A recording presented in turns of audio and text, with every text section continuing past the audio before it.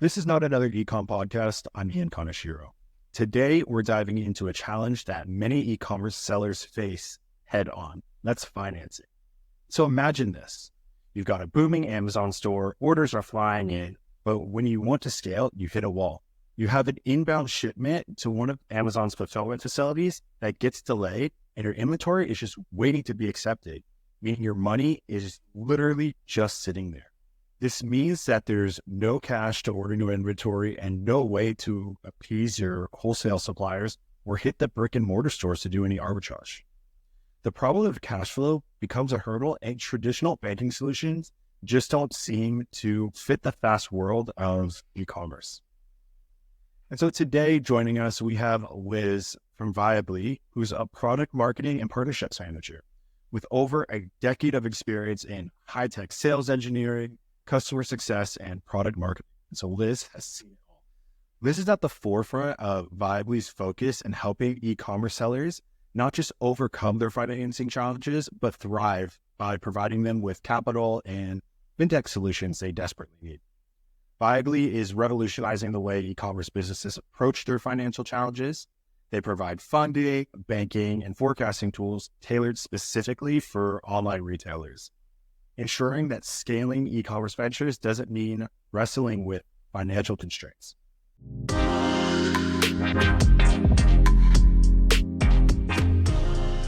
So Liz, welcome to the show. It's so great to have you here. Awesome. Thanks so much for having me, Ian. I'm so happy to be here and I can't wait to dive into all these amazing topics with you. Yeah. And so, before we started recording, we got to know each other a little bit, but is there anything else that, we didn't cover that you'd like to share with us about Viably or yourself? I think from a Viably standpoint, you hit the nail on the head. We are the digital banking solution and working capital provider for e-commerce sellers. So just as you had touched on, we understand that traditional financing services and banks don't always understand what the needs and operations are for an e-commerce business. So we've really set out to help e-commerce sellers thrive and grow their businesses sustainably with banking, funding, and forecasting products that they need to achieve that accelerated growth. Amazing. And so to kind of jump into the topic that we're getting into today about, a really common problem that's not just with e-commerce businesses, but, businesses of all sizes around the world is cash flow. But specifically, since Viably works in the e-commerce space, what are some of the common cash flow challenges that you've seen these online merchants take? Yeah, that's a great question, Ian. So before we dive into challenges, I think it's always helpful to set the stage because I think there's often a misconception when it comes to cash flow. So the way that I like to think about it is we hear people talk about how cash is king, but we have seen in studies that nearly 82% of small businesses have gone broke because of cash flow issues, which honestly is like mind-boggling. So that's where really knowing your cash flow is the key and the livelihood to e-commerce businesses. So back to that notion of like the misconception, I think people equate cash flow to profitability, which isn't the case. Your profit is a seller's net income after their revenue costs have been deducted. And that's really only a small part of a business's cash flow story. But cash flow is really simple. It's how money is moving in and out of a seller's business. So back to your original question, now that we have the definitions under our belt, what are some common cash flow challenges that we hear sellers facing? There's a handful. Number one, sellers are going through and really juggling to make sure that they have enough cash on hand to simply run their business, even if they're making sales. So sometimes we've seen that a seller could be incredibly successful. They're making sales, the business is growing. However, they have that constant juggle with that success to actually maintain sufficient cash on hand so that they can strike when a new opportunity is hot.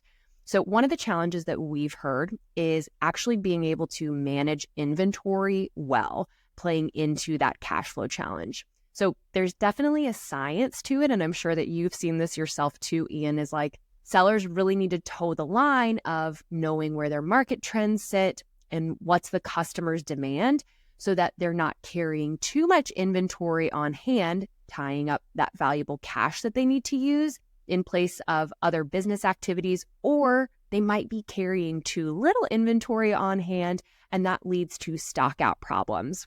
So one of those challenges is really being able to track how to efficiently sell inventory, accounting for seasonality, and keeping up with major holidays to determine how much and when to buy, and when even funding might help with that. So that's one of the first challenges that we see that's kind of playing into that cash flow story. I'd also say another one is just high operational costs. So one of my friends in this space, Liz Downing, has often talked about operational excellence. And I think cash flow really plays into that notion there. And with that, when you consider your operational costs, you've got things like product research, PPC campaigns, the spend across all of the different tools and platforms that's keeping a seller on top of all the nuances of their business. But also you have how much you're paying your suppliers in your warehouses. So all of those costs and considerations add up pretty quickly, which can impact cash flow as well. And then another key one that we oftentimes hear is talk of seasonality. So think about those seasonal spikes in sales. And again, talking about the time at which sellers are actually investing in products. They might be actually investing pretty early on because they know when some of their seasonal spikes are, but they don't see a return back on that investment until months later. What comes to mind oftentimes with that is like Black Friday. So a lot of sellers are making that investment up front as early as July, but they're not reaping the benefits on that investment until November. So that can make sellers really strapped for cash. So we know that there are periods where high revenue is going to fluctuate. And even during like sales upticks and businesses, they're really waiting a while for the money to hit their account so that they can make their next move. So a lot of that together makes cash flow really unpredictable for sellers. So it's important to keep that along with other economic factors in mind that all impact and create a challenge when it comes to e-commerce cash flow. Ooh, I said a lot there, Ian. So first of all, I mean, I think that there's a lot to unpack there. You know, when we're talking about being able to forecast how much inventory am I going to need at what time of year and how long is that inventory going to be tied up for, it's not something that just happens overnight. That's one of the things I think that growing sellers, you know, just need to learn and be okay with the fact that there's got to be some trial and error in there. And definitely the large businesses on Amazon can forecast that because they've been there before. Mm-hmm. One of the things that comes to mind, you know, when we're talking about also cash flow is the unexpected. Sometimes things happen and it takes a while to resolve them. You know, you might have a shipment that gets delayed because, you know, that gets delayed from China because there is a blockade on some shipping lane or there's a strike at that random port in the Netherlands that you've never heard of. And then your inventory is just sitting there and you can't get it into Amazon, meaning you can't sell it. And so I've had conversations with sellers who have that problem because it's this idea of actually living paycheck to paycheck with these, you know, replenishment orders and having some money in the pot in order to cover yourself, cover payroll also in the meantime is going to be super important for making sure that your business has long-term viability. No pun intended. Oh, absolutely. And that's where I was actually going to say too, Ian, you know, it's funny that you mentioned having money and inventory literally tied up in the sea. That brings to mind like one of my favorite success stories that we've had with a seller that we worked with recently. And he had begun his business in home and kitchen. He saw amazing success. And of course, all of this was pre-pandemic. And I think that's where we hear a lot of these stories, right? Is like business was booming. I found my niche. There was a huge demand for what I had. I was able to keep things going and it was excellent. But then in the height of the pandemic, this seller was struggling with not only shortages, but he had a huge influx of inventory that literally got tied up on one of those ships that was just sitting out to sea for months on end. So with that, he couldn't tap into the cash that he had already spent. He wasn't able to keep his inventory going. So honestly, it made for like the perfect storm for him. And there was a huge rift in his cash flow. And with that, what we saw was he had tried other financing channels from both traditional banking sources along with other e-commerce financing options. But again, it kind of boiled down to he was struggling not only to map his cash flow, but also the lack of understanding of the e-commerce business from those other sources, that it didn't align with his needs. So that's where he came and was able to successfully work with Viably, not only from a financing perspective and with our hands-on partner approach, but he took huge strides in actually mapping his cash flow. So being able to go through and define exactly where money was coming into his business, what were all of the expenses where money was moving out that he needed to account for, looking at that historical performance, not only of the store, but also his spending habits, to really help him refine, just as you mentioned, forecasting, so he wasn't living paycheck to paycheck or just relying upon the shipment that got stuck, if that were to happen again in the future, which is not to say it won't. But I think that that's a huge element of it, is just breaking down, what does my cash flow look like today? What did it look like last month? So that I can start looking at it not only for tomorrow, but 6 months from now, a year from now, and beyond. Yeah, I think that's a totally legit thing to keep in mind, that literally anything can happen. We even saw what it was 2 years ago, that ship turned sideways in the Suez. Gosh, yes. And it was just a mess globally for that one ship, blocking all these other ships trying to pass through. And, there might be a lot of sellers out there who are thinking, I am not doing wholesale, I'm not doing private label. So like that shipping idea doesn't matter to me. Impact me. Yeah.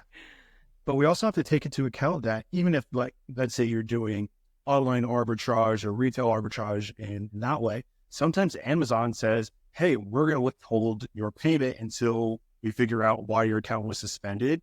And instead of getting paid out every 2 weeks like you're used to, it's held for 4 weeks or 4 months. And I've heard horror stories. Devastating. Yeah. Absolutely devastating. And it just goes down to it that you got to plan for the unexpected. And it's an awful thing, like my folks growing up always used to tell me that you got to expect the unexpected, but it's super, super relevant when we're talking about businesses, especially when we're super reliant on a singular marketplace like Amazon.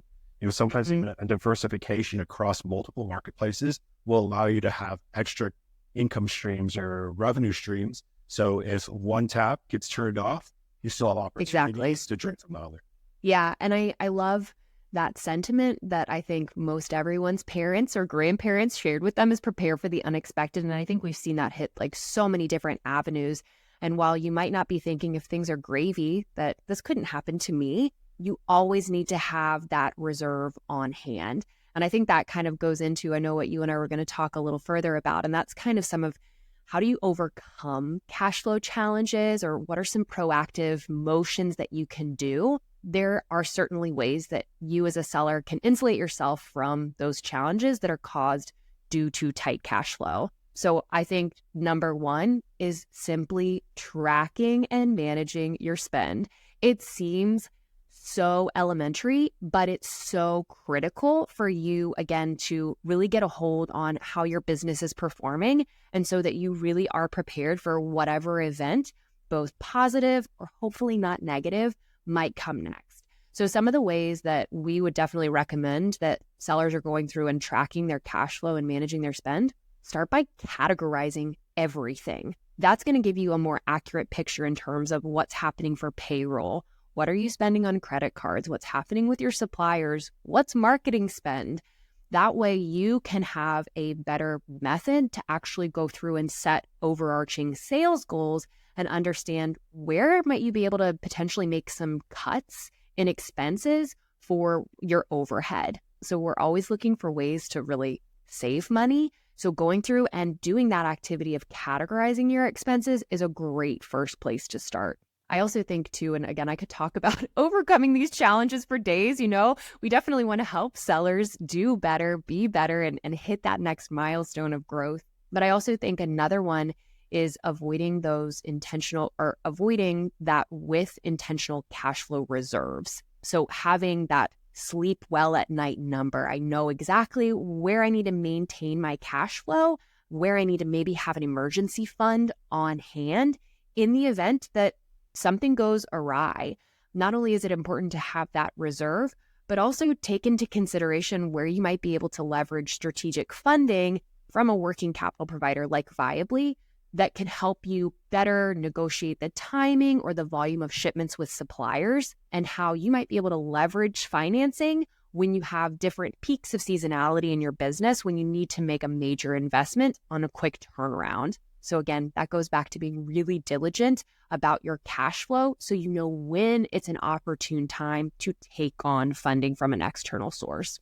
Again, having that central view of your cash flow really helps you understand your full money movement so that you can know at a glance and month to month where you can better empower your business to grow sustainably. So those are a couple of things. I'm also trying to think, again, I could talk about this for days, Ian, but I think the other component of knowing your cash flow, not just your inflows and outflows for the business, but it's also simply knowing the calendar for the year and knowing your business's calendar. So take into consideration, like, when are those Amazon-based events? Like, when is Prime Day going to hit?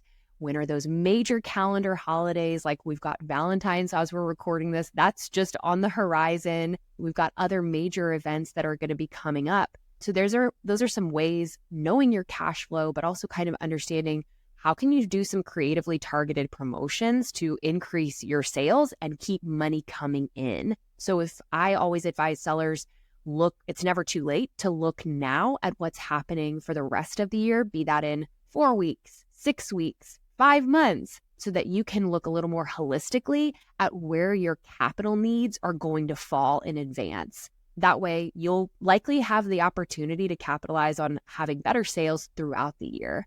So yeah, all that to say, know your cash flow, know what's happening across the year, and really take the time to go through and take a look at your full expenses so that you can better understand where can I maybe trim some of those, or where's their pivotal expense that's really helping drive influx of sales. Yeah, totally. I think knowing your cash flow and knowing kind of where you're at, in a year and what your year might look like goes back to this thing that a lot of startup companies talk about. It's the runway. Like, how much cash do I have? How much cash do I have on hand? And if money stopped flowing today, how long could I operate for before I need to make changes? And then you can also start to calculate that if I start to make changes, sometimes, and I'm talking coming from, the high-tech space, similar to your background. Yeah. I often think about, okay, what are some of the biggest expenses? Some of your biggest expenses are payroll, right? And so, totally, when we're talking about our responsibility as business leaders, you often think about the people that work with you. And, for my personal take on it is, we're not talking about just employees. We're talking about people who are supporting themselves and supporting families. And so, I feel like we have a responsibility to those around us to ensure that there are still jobs at the end of the day. We're not just scaling to, absolutely, to appease, VC partners and venture capital money in order to eventually scale back and fire everybody, because that's how the world's been looking the past little bit. And I think that it just it all comes back to that. All of that, everything that you read about, Spotify firing whatever it is, 17% of their workforce, that is cash flow issues. And so we can really see that it is not easy, even for the biggest companies on the planet. And, for the people that are, and just kind of bring it back, from the people that are listening to this podcast, you're not Spotify. And so that actually puts you in the driver's seat in a really unique position where your finances, yes, they're complicated, but they're still manageable and able to track, to understand what the runway is, put aside the emergency fund, but also find the different points throughout the year, again, like Liz said, to kind of leverage different sources of short-term, long-term loans in order to keep the machine running. Yeah. and I think that oftentimes, for me, I don't come from a finance background. So every time I jump into something that is financial, I'm like, I have no clue. Number one, no clue what I'm doing and no clue where to start. And number two, I'm like, can't somebody else do this? And the fact of the matter is, the answer number two, yes, somebody else can do it.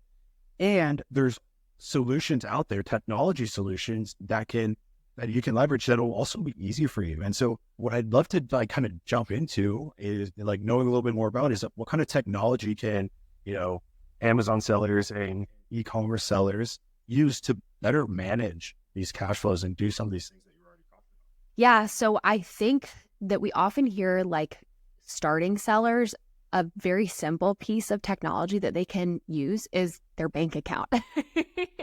Like actually go through and take a look at where your expenses are. So as you're starting to look at that ledger of your transactions, that's a great place for you to learn what is happening with my cash flow. So again, it sounds really, really simple, but your bank account has some of the best knowledge about your business so that you can make adjustments moving forward. I also think in terms of visibility, it's key to have a centralized platform that you can look through. So let's face it, Amazon sellers have a ton of tools at their fingertips where they are living sporadically, but that doesn't always connect the whole picture for them. So you have your bank account, you have your Amazon seller account, you have where you're working with your suppliers. There's so many other tools that you're doing, like your marketing research.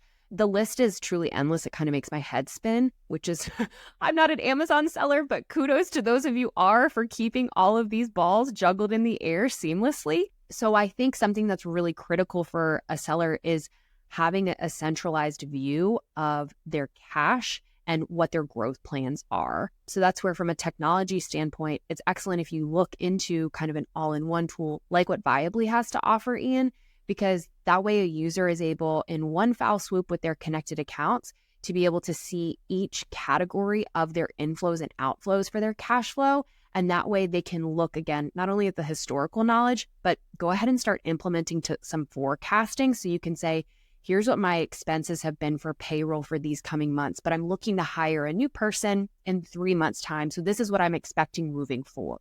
So I think that's where you can move from spreadsheets, also another item of, I wouldn't say technology, but it's in their arsenal, right? And move that to some visibility there as well. So I think those are just kind of a couple of pieces off the top of my head. Is use what you have now, but find a method that you can streamline the visibility. It's just key to pull in all those data points so that as a seller, when I need at a glance, in a pinch, or as I'm being really strategic and thorough and looking at what I want to do in advance, planning out what's historically been happening, how can I look future focus? And then that also is going to help you assess based on my projections of where I'm going to up my spend, or we've had this product that's been doing really well, so I'm planning to do an inventory restock at this point in time. You can then better assess based on your financial health and performance of your business where you might want to take on some good debt and potentially have that injection of capital for your business play a hand so that you can maintain the course that you've set for you and your business. Yeah,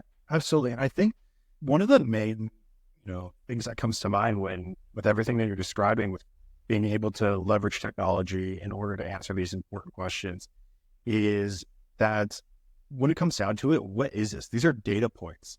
And oftentimes, people freak out about data. And, some people are like, I'm a data freak. And some people are like, keep it away from me. Like it's the worst thing. Yeah, it scares me.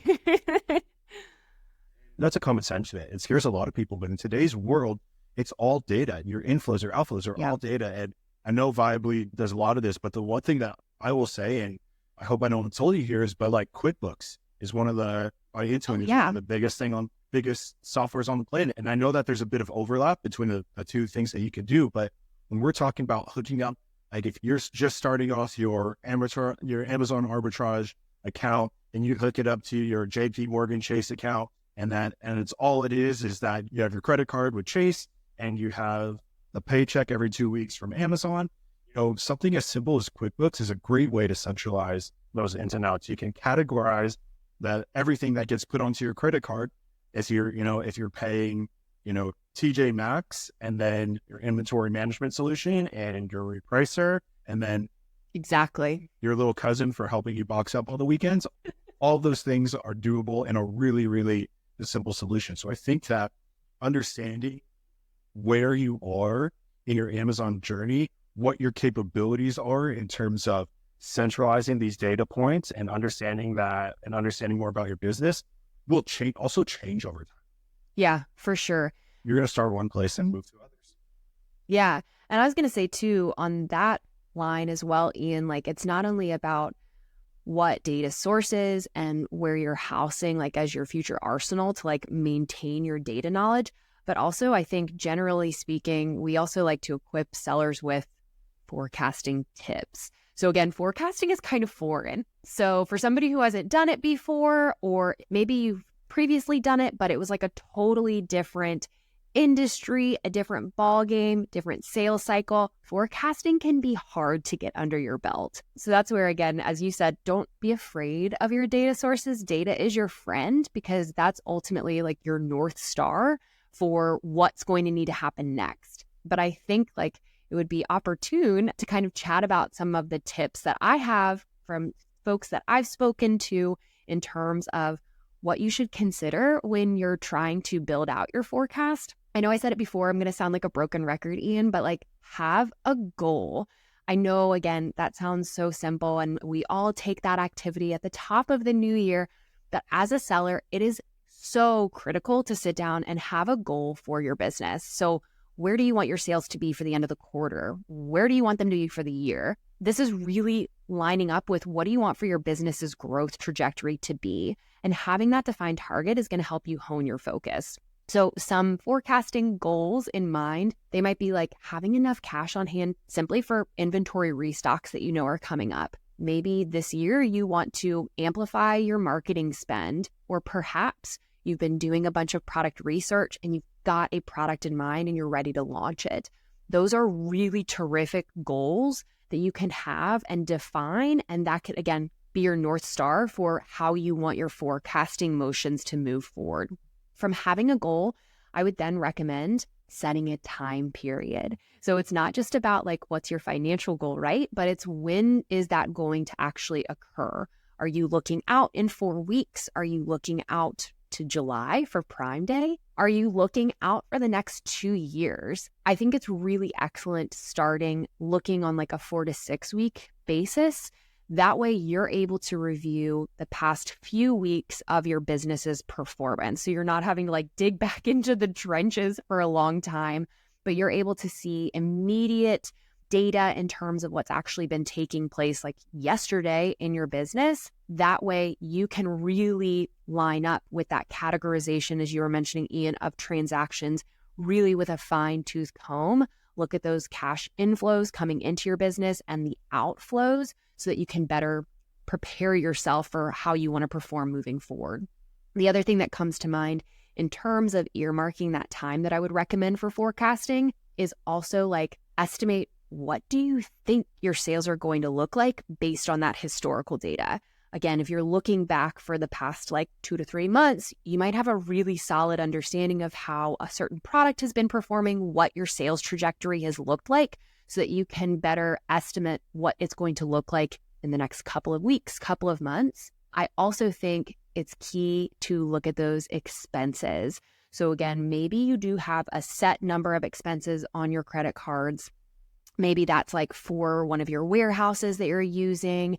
Maybe that's something for like your marketing expenses that have been pretty standard. But maybe you are bringing on another employee. Maybe you are planning to launch another campaign. If you have an idea as to what that expense volume is going to be, put that into your forecast, because that's then going to help you actually see how that money is going to be changing in your cash flow. And again, where you might be cash flow positive, or there might be an area where based on that previous performance of your business, you could be in the negative. And again, that might help you assess when it might be a good opportunity to take on good debt. So those are kind of some of the topical things that I consider in terms of those factors playing into your cash flow. That's really important. That's going to help get forecasting under your belt, become a more natural play moving forward. And honestly, you're going to be better for it. You'll be prepared for the unexpected. And you'll also have that preparation so that if a really wonderful opportunity presents itself, you'll be able to look at your cash flow and be like, oh yeah, now's the time to jump. I can do this. All right. I'm running with you right now. I guess when it comes down to it, like, no, I got my goals in place. I looked at the past and I'm like, okay, I understand what I've already done and where my successes are. I'm looking to the future and I'm setting, a time frame on when I want to hit those goals. And now I am attempting to execute a plan in order to meet those goals based off of the forecasting and the timeline that I set. What are some of the problems I should be looking out for? What are the hurdles that I can expect in that time? If I've never done this before, what if I had to pick one or two things to make sure that I don't do based off your experience? What should I look out for? Loaded question. That's like Pandora's box. But it's so important to think about because, yes, like you're jazzed, you're super excited for what's coming, but you have to be cautiously optimistic, right? So I think when you're planning, some of the pitfalls to be wary of is honestly like the macroeconomics. That's a huge one. And I think a lot of people are more aware of that right now, given what we've been seeing happening in the economy the past few years. So I think that's a big one is just you have a solid plan, but you also need to stay in touch with what's happening bigger picture outside of your store. Because going back to what we were chatting about earlier with everything that happened from those supply chain issues with, again, those storage ships literally sitting out to sea, who could have ever predicted that? So keeping things like that, what's happening across internationally. So you might have folks that are providing your goods that are coming from China or another source. Staying on top of that, I wouldn't say that's a pitfall. That's more of just like a cue that you need to be hyper aware of what's happening that could have a major impact to your business. And I think too, when you're doing forecasting, I'd say this is like one of your big pitfalls. You can take the time and look at previous performance and have a good forecast moving forward. But I think you need that sleep well at night number that's also going to be taken into account when you're mapping that out. Because again, you could have all the projections, you could have a product that is doing stellar, but if something were to go wrong, you need to also put that into your projections. So it's, again, we talked about it being a fine art. This is it. You need the art of like understanding how much to order, when to order it, what could potentially go wrong. So I think those are really some of the challenges that folks need to just be a little more hyper aware of instead of like, it could happen, but I've like skirted that to the side. And I think another pitfall is that some people are honestly afraid to take on debt. I think when they are mapping their forecast, they're looking at their cash flow, there is this sense of pride of like, okay, like I'm able to do everything up front. I'm not going to go into debt. I'm going to use what I have on hand. And honestly, like debt sounds scary, right, Ian? I've heard my husband listens to Dave Ramsey. So you have people calling in who are like, oh my gosh, I have these mountains of debt that are piling up. And you're always told like, get rid of it. It's against conventional wisdom. But I think it's not a pitfall, but it's an opportunity that I think more folks, as you're getting started, when you're in the thick of your Amazon business, it's like be open to taking on good debt. Like there's some great opportunities to finance that's going to help you be in a better position to actually grow the way you want to.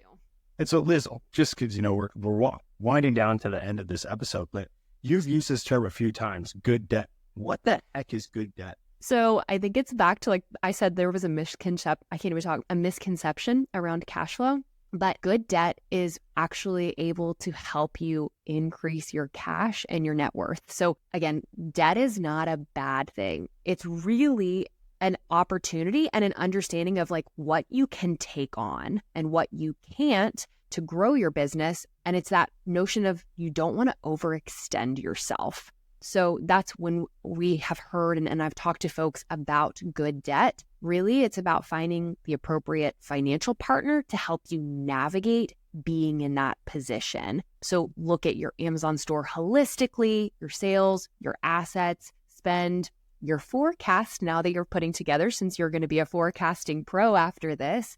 And that way you can actually look at what taking on debt or financing is going to be and how you can actually use that to be a lucrative tool to scale your business. So that's, again, we really see that opportunity when folks are looking for things like working capital, like what Viably provides, so that you can have a financial catalyst to help amplify and level up what you're doing to grow your business, rather than constantly just working off of like a credit card or just trying to bootstrap.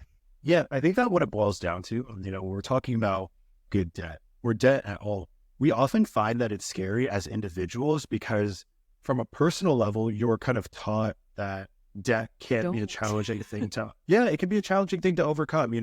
I think that we're often as individuals, and I'll make the connection to the business side later, but as individuals, we're taught to not overextend ourselves, right? Don't buy the car or the house that's outside of your means. And that is legitimate advice. Oh, yeah. But when you do buy a car or a house that's within your means, that is also a form of taking out good debt. If you get that money from the right place at the right interest rate, those things can have really positive impacts on your life. Exactly. You're building equity. You're investing in yourself. Right. And so, but I can also appreciate that when you're trying to launch your own business and you have a little bit of extra cash, you're taught not to throw, good money after bad, right? And that's not what we're saying here. What we're saying is, I heard this at an Amazon conference years ago, and this guy goes, you want to know how I was able to launch my Amazon business with $0 in my pocket? And he was like, OPM. He's like, other people's money. And it's something that's kind of always stuck with me, because from a business side, he was like, I had no problem using other people's money because he was confident, in his product and in his, his SOPs, his standard operating procedures, and his way to, recoup that money. But also, like, having a conversation afterwards, it's like, yeah, but you're not going to use other people's money to go buy a Lamborghini that you can't pay off. And so I think that's a differentiation that we need to make is, the way that we treat our personal finances and our business finances are often really similar, because that's really natural to make similar decisions. But also, we have to take into account that they're two separate entities. Exactly. You have a personal stake in it. Yeah. Right. But they operate totally differently in that sense. So yeah, I think that's like the perfect differentiator. Like, you're wanting to give yourself, when you're thinking about good debt for your business, you want a healthy buffer so that you can keep performing or outperforming where you are. You might think a little differently when it comes to home or car, but right. Absolutely. So Liz, as we kind of wrap up this episode, I wanted to kind of throw back to you just for some final thoughts and about, cash flow, forecasting, taking on debt from the Viably standpoint. So I think overall, if there's any negative wisdom that our listeners could take away from today, is that it's really never too late to really tap into and get a pulse on your cash flow so that you can continue the livelihood of your e-commerce business. It's such a critical component of what you are doing day in and day out. And really, it's one of those that you're thinking about cash when you wake up, in the middle of the day, when you go to sleep. So that should be one of your, as I've said it before, your North Stars for what you're looking at and determining where the health of your business stands. So cash flow today, not tomorrow. And I think too, with that, that's going to help you be better equipped to do really strategic and thoughtful forecasting so that you are prepared for tomorrow. You want to really be able to take that holistic view of your business with the cash flow knowledge that you have on hand to know how your forecasting can and should look so that you can really hit those milestones that you're looking towards in the future. And it's never a bad idea to take on working capital to help achieve that growth. So those are just some considerations that I think would be really beneficial for sellers, not only today in 2024, but down the road, however long that might be, as sellers continue to grow. There's huge opportunities out there. I couldn't agree more. There's huge opportunities out there. And, one of the things that we speak a lot about on this show is about having strategy and, making some right decisions. I often try to remind myself personally that Rome wasn't built in a day and wasn't built in a day. And my kind of most recent mantra is progress is progress.